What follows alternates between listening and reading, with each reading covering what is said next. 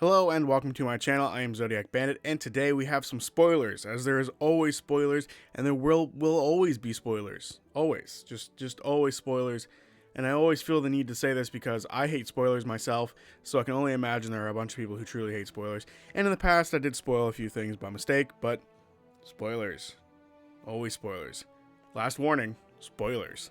2024 is almost over, and it's really got me thinking about this last year of Critical Role. Now, I've already made a video about my favorite moments from the year, the best moments as I called it. It was an hour and 17 minutes long, and is a little ridiculous. But I think everyone was well aware of what number one, the best moment of the year, or at least the most impactful moment of the year would be, and that was the sacrifice of FCG. Now, when I went back to sort of look over this moment and relive it and tear up from it yet again because it's very emotional, it made me think we lost a lot in this moment. Not just the fact that we lost the character of FCG, and obviously we lost Sam for a little while as he went and battled cancer in real life, but sticking more to an in-game sort of situation, we lost quite a bit of storytelling in this moment. So that's what today's video is about. I want to talk about all of the things and story elements and plot elements that we did lose when we lost FCG. Because when you look at it from a surface perspective, yeah, there's some stuff that we lost, but we can dig deeper and find a lot more stuff that could have shown up in the campaign, and things might be very different right now if FCG were to still be around. So starting with the surface level stuff, obviously we lost a character, and this is a true perma-death. It doesn't seem like there's any true way to bring FCG back, barring maybe a wish spell, which is possible, but as of right now, this is one of the handful of true permadeaths in the show. Now, how many permadeaths have there been?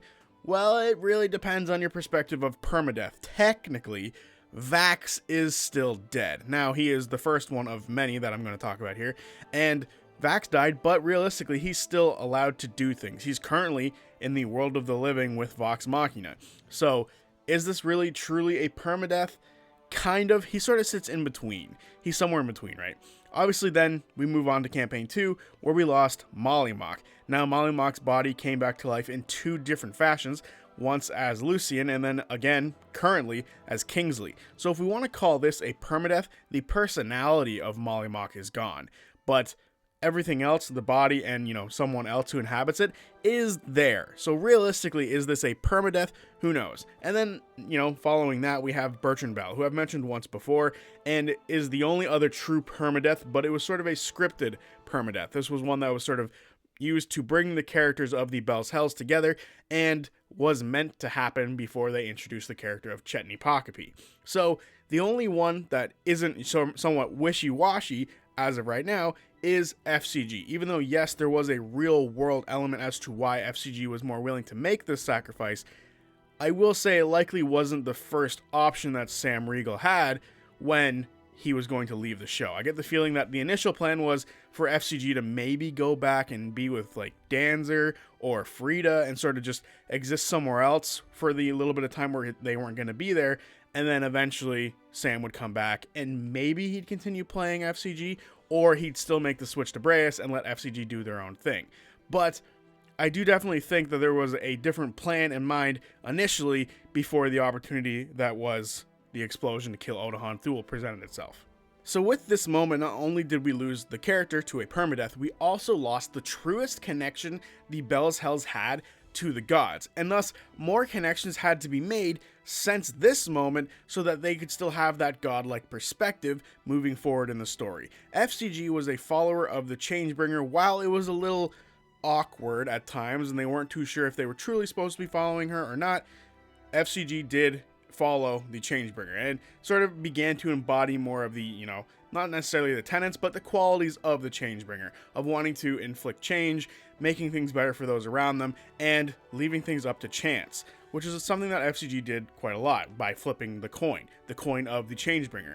So with this, the loss of the godly perspective in the group was felt, and for a while, a lot of us, the viewers and the party themselves, weren't sure how they were going to sort of communicate or even understand the perspective of the gods until they saw Downfall. And I will get to Downfall in a bit, but I do think it's important to remember, but before Breas showed back up, the gods were sort of pushed out of the group. There wasn't anybody truly following the group with the slightest connection between Laudna and the Raven Queen and then Orym and the Wild Mother. But it's only just like tertiary connections between those characters until a little bit later.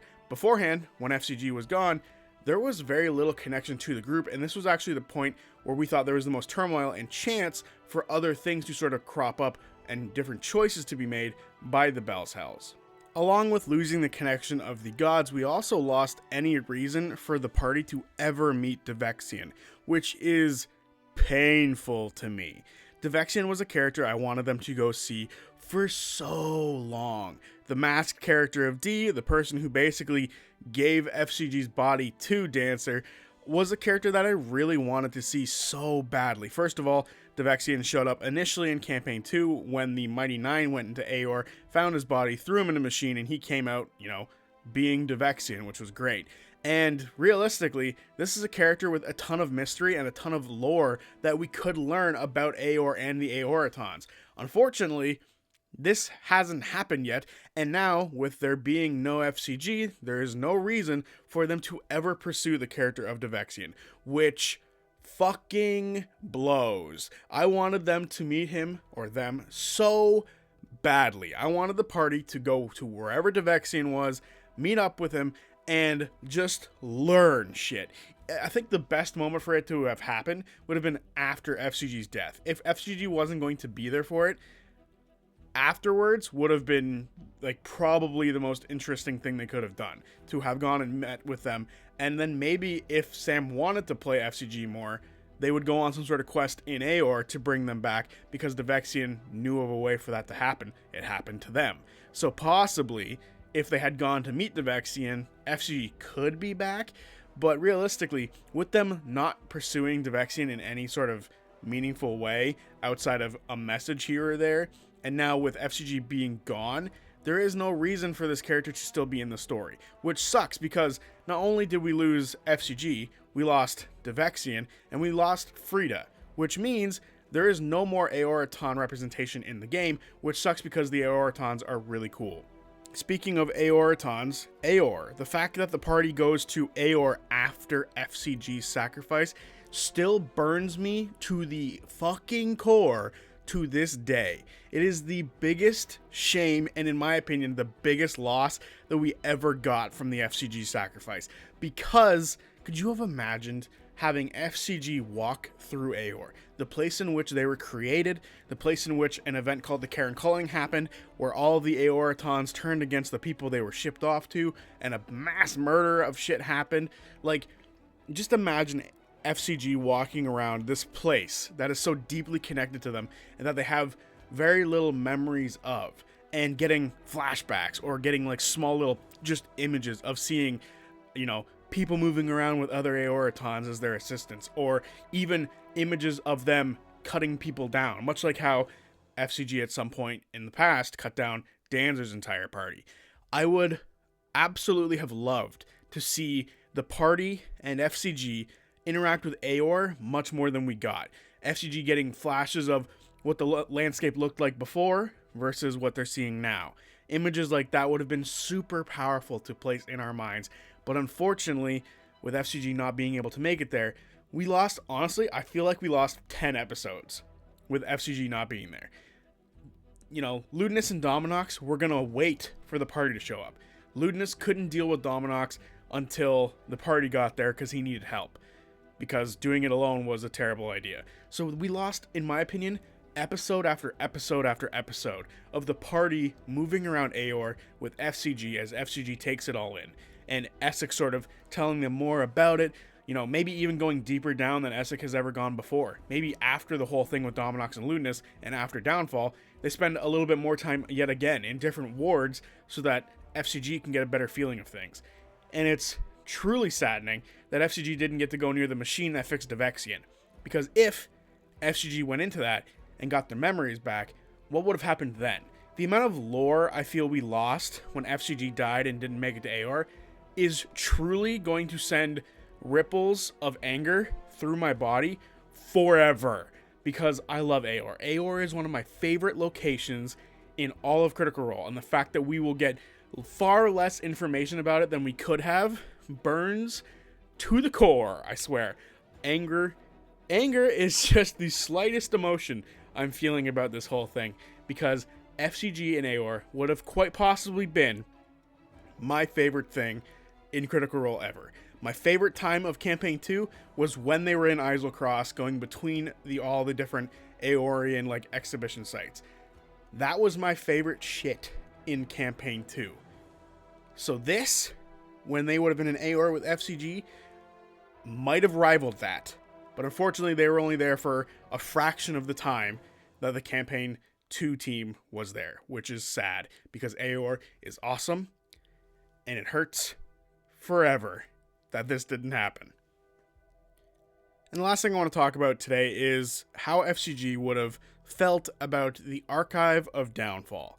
How do we think FCG would have looked at what the gods did during Downfall, which was having to make a tough decision of whether they were going to let themselves be in a position of weakness and let the people of Aeor make a choice, a decision, or are we going to stunt the growth of humanity one more time? And I would have been very curious as to see how FCG, sort of like how Breus tries to justify what Asmodeus did in that time frame. I would have been curious how FCG would have, tried to betray the gods, the prime deities, of what they were doing. What the choices they have to make. Would they agree with the party? Would they have thought that this was bad? Would they have, flipped a coin and decided based on that?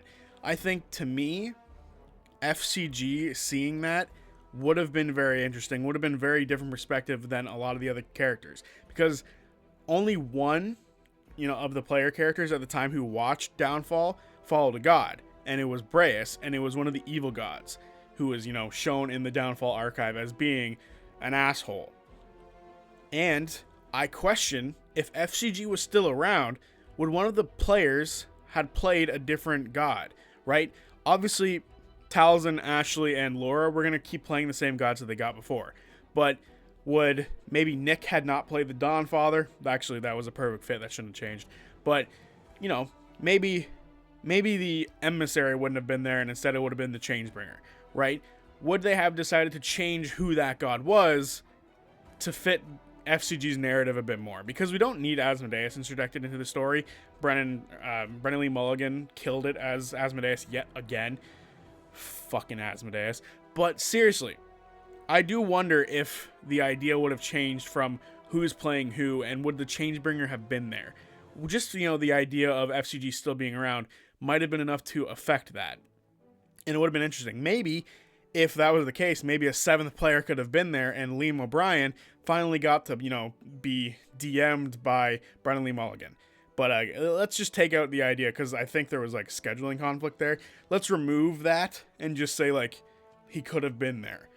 And, Sam and Liam obviously have a connection, because Liam picks all of Sam's first characters in every campaign. So maybe that makes sense for him to play the Changebringer, and he gets to see, FCG gets to see what the Changebringer was like in this moment. But we don't know these things, because it didn't happen, which sucks. To me, this is the biggest what if scenario, as far as if FCG was still around at the time.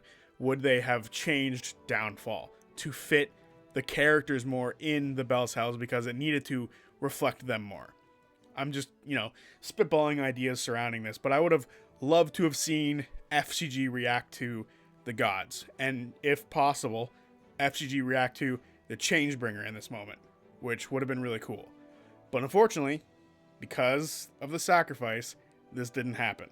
So I hope I've done a good job of sort of bringing everybody to the same place that I'm sitting in right now, which is thinking of all of the possibilities of what could have been different if FCG were around right now. Especially with, there being, I think there was another 26 episodes after FCG, unfortunately, went kaboom. It's very unfortunate that we didn't get to see a lot of this. And I feel like a lot of these plot elements have just been sort of dropped and forgotten. And Frida will never likely make a return, because there's, 8 players at the table as is. So Frida likely won't ever come back.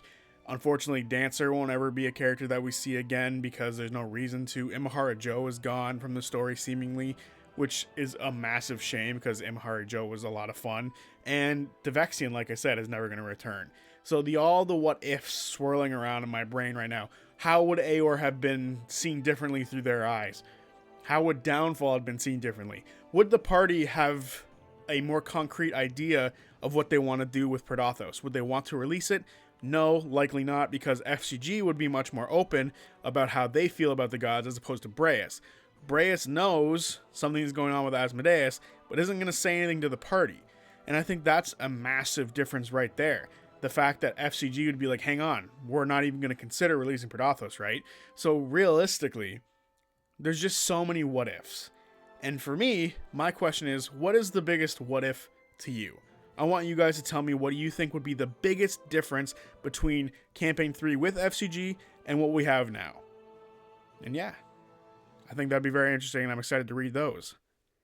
So with that all being said, thank you for watching, and I will see you guys on Friday for whatever video I make next. Peace. Now, some of you have noticed that the video is not over, and that's because I want to give a small update on the channel going into 2025. First and foremost, I want to start streaming some games a little bit. I think I'm going to start with Baldur's Gate, and then from there, we're going to sort of open up into more stuff. I mean, I would like to start with Baldur's Gate, but if that doesn't like pique anyone's interest, there are other games that I would be willing to play, especially games that I've had for a long time that I've just never gotten around to actually playing. So like The Last of Us comes to mind right away. I've got the first part. Obviously it still relates back to Critical Role. Ashley Johnson's in it, so thought that would be a good idea. And obviously with Baldur's Gate 3, it's D&D related, so I figured that'd be a good idea for us to maybe stream.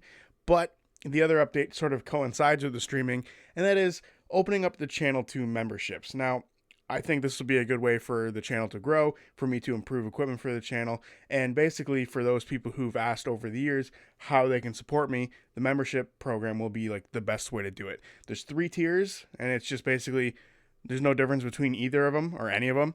It's basically whatever you want to pay for, if whatever you're willing, however much you want to support, if you want to support at all, and nothing will be locked behind this paywall. It is simply going to just be, there that people can support me with. And the other benefit that will be there is I will be putting like the videos up early for members, if that makes sense. But the way that I normally put videos up is they're normally up by 2:30 p.m. on Tuesdays or Fridays, but I upload them, like those are scheduled for that, but I upload them whenever they're finished. So if you're a member, you'll get them uploaded to your feed whenever they're done. So that could be like a day before, a couple hours before, but you'll get early access to those videos, which I think is worthwhile as far as memberships go. Obviously, I want to, expand upon the membership stuff as we move forward with it, but I feel like this is a good start, and I'd be willing to, see what you guys have to say about it, what more I can add to it. So just thought I'd give those small updates to the channel, and yeah, let me know what you think. Actually, there's one more thing on top of that as well. I was thinking about doing a test stream to make sure that I have everything, all ready to go and ready to work by the time 2025 rolls around. And I was thinking about doing that on either the 28th or the 29th. That is Saturday, Sunday this week. And, just thought I'd put that out there into the universe. For those of you who are questioning, like, if it's going to go well. So am I. So let's figure that out if it's going to go well. And I will see you guys on one of those 2 days. On the Friday video, I'll probably make it clear which day I'm going to actually do. But until then, this time, actually, peace.